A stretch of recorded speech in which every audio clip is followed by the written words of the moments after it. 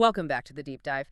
So, for you listening today, our mission is to completely reevaluate a foundational text. Yeah, and we're looking at something really specific here. Right, specifically a text regarding civilizational survival. We are pulling from a fascinating lecture. It's Lecture 911 from the Tolu Islam Digital Audio Archives. Exactly. And it's an analysis of Surah Al-Mu'minun from the Quran. Which, I mean, if you open up that text, specifically verses 44 through 49, you're immediately confronted with the story of Moses and Pharaoh.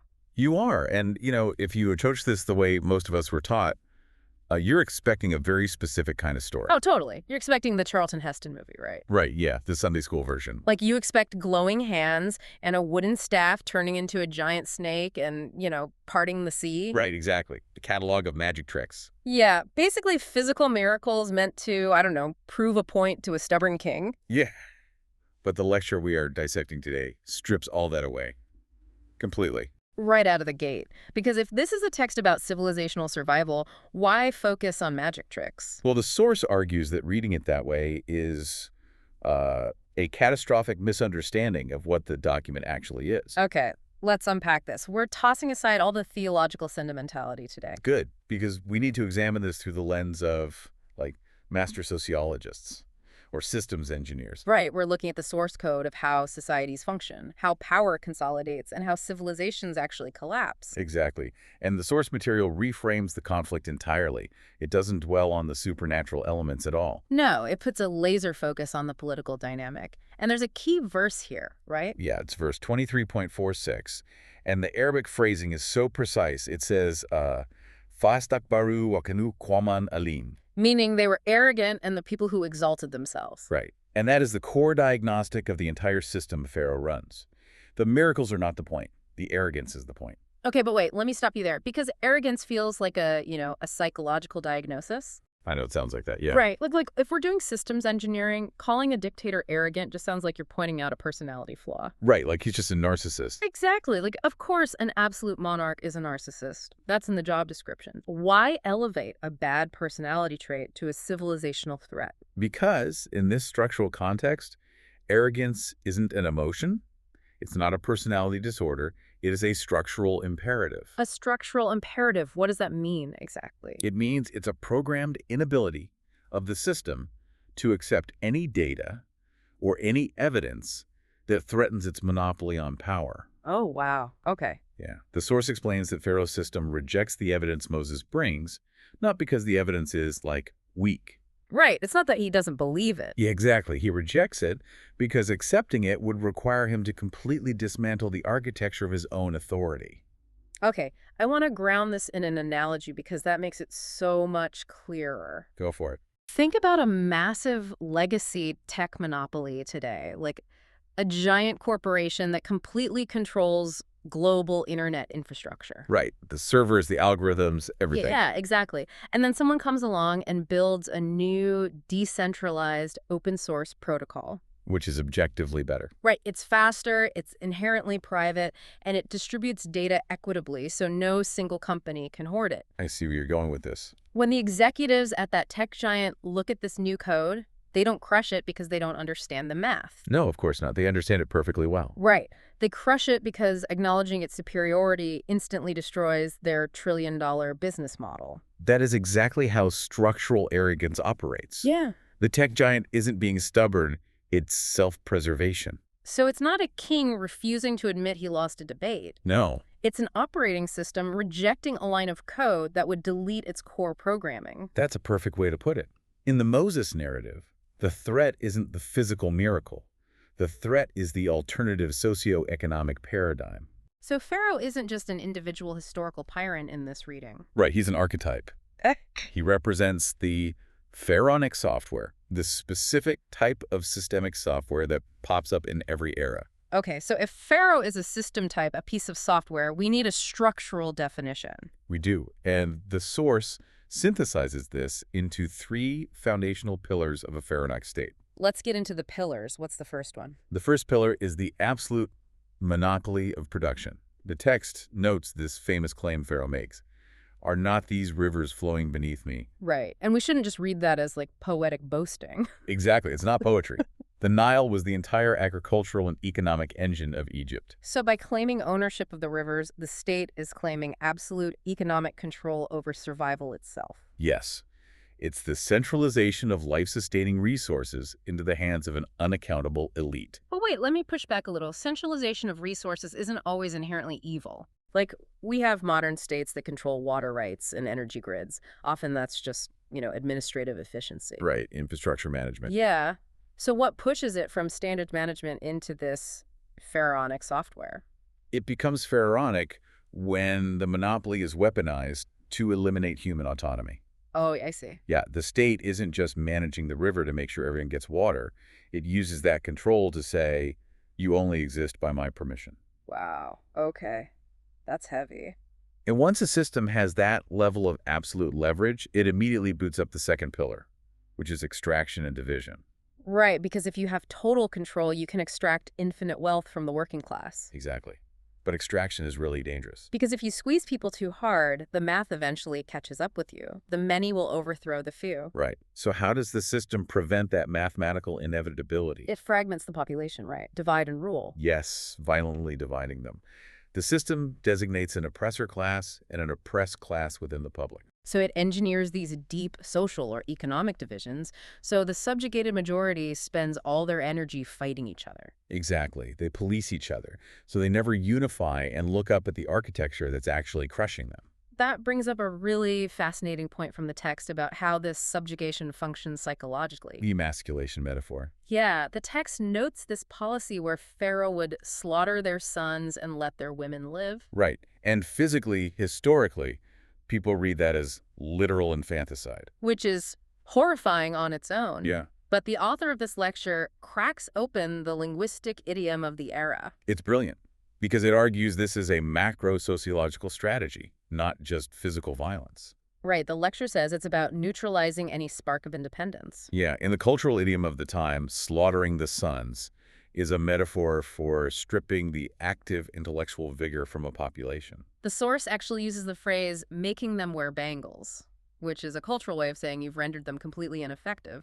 Exactly. It's systemic emasculation. You don't just kill the physical body, you kill the capacity for resistance. You structure society so that the subjugated class internalizes their own inferiority. Right. You restrict their economic mobility, degrade their education, humiliate them until they think this is just the natural law of the universe. So you don't even need physical prisons if you can build a prison in their mind. Yes. But how do you maintain that illusion? That requires the third pillar. Which is the propaganda machine. Exactly. Yeah. Continuous deafening propaganda. The text uses this incredible Arabic phrase to describe it. Fastakafa klamahu fa'atahu. Right, which translates to, he made his people compliant or lightheaded, and so they obeyed him. Lightheaded. It's such a precise term. It really is. It implies this state of cognitive dissonance or dizziness. It's not just telling lies. No, it's the systemic destruction of a population's capacity to process reality. How does a modern state do that? Do they just flood the zone with noise? Oh, absolutely. Constant manufactured crises, elevating spectacle over actual discourse. Right, sensory overload, fear-mongering. Yeah, and when people are bombarded like that, their intellect is numbed. They get dizzy. And obedience isn't even a choice anymore. It's a biological reflex, because fighting it is just too exhausting. Exactly. And this proves that the pharaonic software runs in every era. Which brings us to the historical case study the lecture uses. And I want to be very clear for you listening. We are using this impartially. Right. We're not taking political sides here. We're purely observing the mechanics of power. The source looks at pre-partition India. Specifically, the socio-economic dynamic between the ruling British and majority Hindu demographic, and the subjugated Muslim minority. Right, and it uses this to dismantle the illusion of democracy. Which is deeply uncomfortable to think about. We assume voting always solves tyranny. Yeah, but the source argues that in a system where voting blocks are permanently frozen along cultural or religious lines, democracy just becomes a tool. A tool for permanent subjugation. It's pharaonic divide rule wearing a modern democratic mask. Because the mathematics of it guarantee the minority is permanently locked out of power. Right. And the lecture gives this hyper-specific anecdote to show what this internalized oppression looks like on a micro-sociological level. The story of the Hindu milkman in Gurdaspur. We have to talk about this because it perfectly captures that lightheadedness. It's such a striking example. So paint the picture for us. Okay, so you have a milkman in this town. He runs a business. He relies heavily on Muslim customers to buy his milk. Right, they hold the purchasing power. Exactly. In any normal economic model, the buyer holds the power. If a business owner insults you, you take your money somewhere else. But the social hierarchy here is so rigorously engineered. So engineered that when a Muslim customer wants a drink of water, the milkman won't let them use a regular cup. He forces them to use an old, separate clay cup. Yes, and he won't even hand it to them. He pours the water from a distance, high up, so he isn't polluted by their touch. Now, analyze the cybernetics of that. Hmm. Why does the customer accept that humiliation? They have the money. They are fueling this guy's livelihood. But they still drink from the clay cup. They accept it as normal. Because the software has successfully run its code in their mind. They internalize their own degradation. Exactly. That is the ultimate success of Surah software, the oppressed police, their own subjugation. The sword is put away, and you reach for the clay cup yourself. Wow. Right. So if the system is that airtight, how do you break it? Yes, let's pivot to the solution. How do you introduce a virus that dismantles this code? This brings us to verse 23.49. The text says, وَلَقَدْ أَتَيْنَاهُمَا الْكِتَابَ الْمُبِينَ. And we gave them both the clear book. Now, if we connect this to the bigger picture, we have to completely redefine what kitab means here. Because traditionally, kitab just translates to book. Right, and people picture a bound, sacred text filled with prayers and hymns. But the lecture strips that away entirely. It says Kitab al-Mubin is absolutely not a book of rituals. No, mubin means clarifying, self-evident. The kitab given to Moses is a minhaj. A minhaj, let's break that down. What is a minhaj? It's a comprehensive program. It's an architectural blueprint for reorganizing a community that has been enslaved. So it's not magic, it's an operating system. Exactly. It specifies the economic arrangements, the legal frameworks, the social structures for a post-pharaonic society. So the true miracle isn't a staff turning into a snake. The miracle is a functional, sustainable, socioeconomic alternative. That is the only thing a monopoly actually fears. Right. If Pharaoh is running a massive extractive machine, he doesn't care about magic tricks. But if Moses walks in and says, I have a mathematically sound, equitable alternative to your entire economy, Yeah. that is an existential threat. So what does this all mean for Moses' actual demand? He doesn't ask for religious tolerance inside Egypt. No, he doesn't say, let us pray in our neighborhoods. He says, send the children of Israel with us. He demands a physical exit to establish a sovereign alternative. Yes, because you can't install a liberating OS on the hardware of an oppressive monopoly. The core architectures are incompatible. You can't patch Pharaoh's software. You have to leave. Exactly. And the source illustrates this with another historical parallel. Muhammad Ali Jinnah. Right. Jinnah rejecting the offer to be the first prime minister of an undivided India. Yeah. The legacy system sees him building a parallel alternative, so they try to buy him out. They offer him the absolute pinnacle of power within their existing framework. Just abandon the alternative, and you can run our system. But he rejects it. Because a true systemic alternative, a real minhaj, cannot be co-opted. Right. If he takes the job, he's just the new administrator of the old oppressive code. Which is exactly what Pharaoh tries to do to Moses. Oh, absolutely. Pharaoh's first line of defense isn't violence. It's gaslighting. He tries to weaponize gratitude. He says, didn't we raise you among us? Didn't you live in my palace? Right. He doesn't debate the socioeconomic merits of Moses' new system. He attacks him personally. You ate my food, and this is how you repay me. It's pure manipulation. And when the revolutionary refuses to be bought and refuses to feel guilty, the system escalates. That's when they bring in the magicians. Yes. And sociologically, who are the magicians? They aren't guys with pointy hats casting spells. No, they are the intellectual mercenaries of the state. The priestly class, the media elites, the spin doctors. Their whole job is to manufacture the lightheadedness we talked about earlier. Exactly. But why does Pharaoh bother with them? Why not just execute Moses? Because brute force reveals that the state is fragile. If you just assassinate him, you prove to the public that you're terrified of his ideas. Right. You have to neutralize the idea, not just the man. So Pharaoh turns it into a grand spectacle, a national festival. A massive PR stunt. Turn the systemic threat into reality TV. And the text gives us this deeply cynical detail about the magicians. Before the debate, they ask Pharaoh, Will there be a reward for us if we win? Oh, wow. They demand payment up front. Yeah, it completely exposes them. They aren't defending the status quo out of ideological purity. No, they are intellectual mercenaries defending the system for proximity to power and cash. But the propaganda fails. Spectacularly. When Moses presents the kitab, the clear evidence of a better system, the illusions just collapse. Because truth, like a functional reality, inevitably swallows up systemic falsehoods. Propaganda shatters when people see a real alternative. Which accelerates the narrative right to the climax. The Right. system is failing. And that brings us to verse 23.47. Fakanu min al-mugrakin, and they were of the drowned. Okay, traditionally, this is the Red Sea parting, the big divine intervention. But what's fascinating here is how the source applies the system's engineering lens to the drowning. It introduces the law of requital. Mukafat Amal. Walk me through that. How does a system drown without a literal magic ocean falling on them? The system is drowned by the mechanism of its own arrogance. It's all about feedback loops. Right. Any healthy system needs accurate data to survive. It needs to know when resources are failing. But we established that pharaonic software actively destroys its own feedback loops. It cannot absorb accurate data about its own condition. Because admitting a flaw destroys the illusion of absolute perfection. Exactly. So it relies on propaganda. It surrounds itself with yes men. And it treats every piece of corrective data as treason.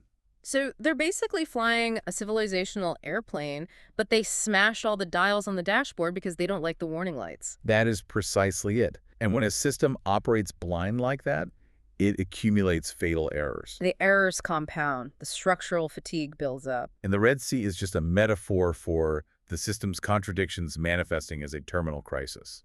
It suffocates under the weight of its own unsustainable architecture. It mathematically crushes itself. Exactly. And a crucial point here.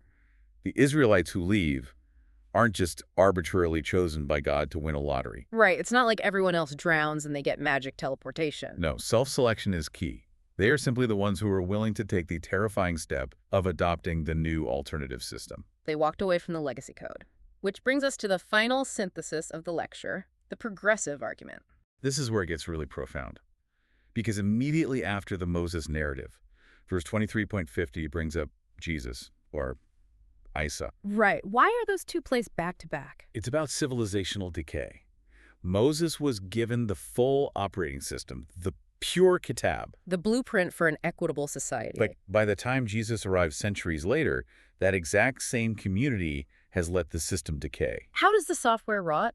They stripped away the socioeconomic core. They didn't want the rigorous demands of equity, so they reduced the kitab to empty rituals. They turned a societal blueprint into just rigid religious dogma. Exactly. And that created a vacuum for a new priestly class to step in and monopolize faith. They built a new Pharaoh out of the system that was supposed to save them. Wow, so Pharaoh isn't just an external historical enemy? No, Pharaoh is the decay product of any system when accountability is removed. In Moses' time, it was a political dictator. Yeah. In Jesus' time, it was a religious establishment. And each prophetic mission is essentially just trying to reinstall that original socioeconomic operating system into a community that let it rot. This has been an absolutely staggering journey. We shifted from seeing this as ancient magic tricks to a highly sophisticated manual on authoritarian systems. And the core takeaway for you listening is about recognizing these patterns. Yeah. Where in your life or your organization do you see this pharaonic software running? Where is dissent treated as treason? Where is propaganda replacing actual data? Right. You have to recognize the architecture. Which brings me to a final, really provocative thought for you to mull over. If Pharaoh is a system type that constantly reemerges, Yeah. and if the priestly class represents the decay of a liberating code into rigid dogma, what does the next iteration of this look like? Oh, that's a chilling question. Right. In an era of algorithms and artificial intelligence, are we currently building digital pharaonic software without even realizing it? A system that monopolizes data, extracts value, divides the population into algorithmically enraged factions, and numbs our intellect. Exactly. With tech billionaires as the unaccountable elite and AI engineers as the new priestly class, if that's the new Pharaoh, what does the next kitab even look like? That is something we all need to be thinking about. Keep questioning the architecture of the world around you. We'll see you on the next Deep Dive.